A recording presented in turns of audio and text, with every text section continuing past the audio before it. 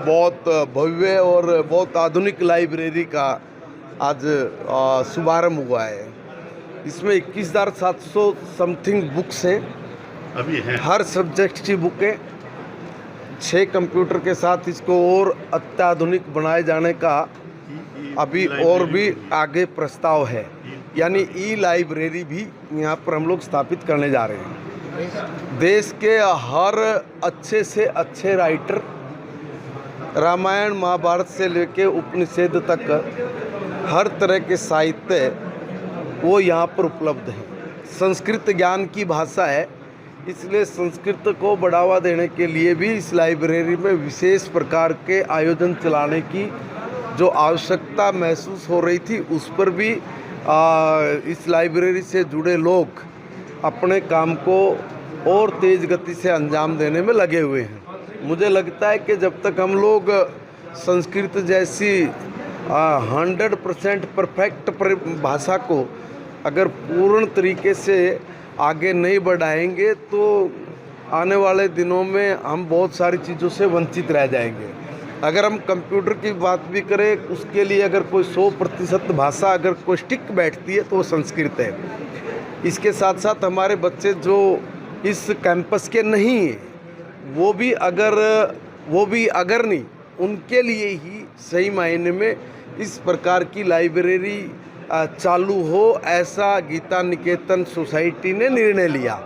और हज़ारों की संख्या में ऐसे बच्चे हैं जो अपनी तैयारी करना चाहते हैं मगर वो वंचित हैं। उनको कई बार बुक्स नहीं मिलती, कई बार बैठने के लिए उपयुक्त अच्छा स्थान नहीं मिलता। शांत वातावरण में सब प्रकार की फैसिलिटीज़ के साथ बच्चे अगर मनोयोग के साथ अपनी तैयारी करेंगे तो ये लाइब्रेरी उनके जीवन के लिए एक टर्निंग पॉइंट साबित होगी। पार्टी की सरकार बड़ी मनोहर लाल जी के नेतृत्व में आदरणीय रामविलास शर्मा जी उस वक्त हमारे शिक्षा मंत्री बने थे, तो हरियाणा की विधानसभा में निर्णय लिया गया था कि हम लोग गीता को अपने पाठ्यक्रम में लागू करेंगे।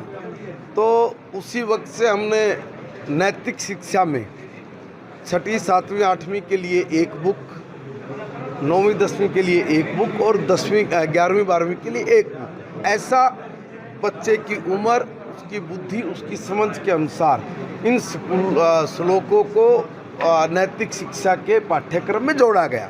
यही नहीं, रामायण और दूसरे भी जो धार्मिक बुक्स है उनमें भी जो प्रेरक प्रसंग है जिससे पढ़ने के बाद हमारे बच्चे अपने जीवन में अपनाकर अपनी समृद्धि के रास्ते खोलें और संस्कारों से युक्त होकर इस देश की तरक्की, प्रगति, उन्नति में बढ़ावा दे और सहयोगी भी बने।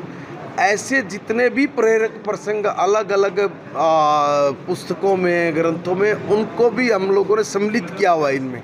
ये ऑलरेडी है, मगर चूंकि आप लोग इसलिए प्रश्न कर रहे हैं कि उत्तराखंड की सरकार ने भी अभी एक स्टेप लिया है कि हम लोग पाठ्यक्रम में गीता को जोड़ेंगे। ये बहुत ही सराहनीय कदम है और इसके साथ साथ कुछ लोगों ने इसका विरोध भी शुरू किया। मैं ये समझता हूँ कि भगवान के द्वारा बोले गए महावाक्यों, महासंदेश को भी जो लोग चुनौती देते हैं वो जिंदगी के सबसे फ्रस्ट्रेटेड लोग हैं, सबसे ऐसे लोग हैं कि जिनको अल्प बुद्धि वाला भी कह दे तो कोई अतिशोक्ति नहीं है। दूसरा ये कि भी ज्ञान है और इस ज्ञान के रास्ते कभी बंद नहीं होते, ये बहुत व्यापक है।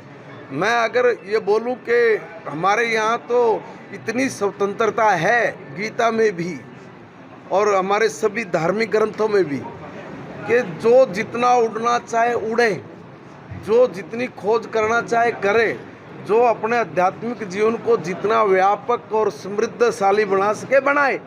मगर बहुत सारे तो क्या, बाकी सब लोग तो एक जगह तक अटक गए, वो उनसे आगे ना सोच सकते, ना बढ़ सकते, ना उनको उसकी इजाज़त है।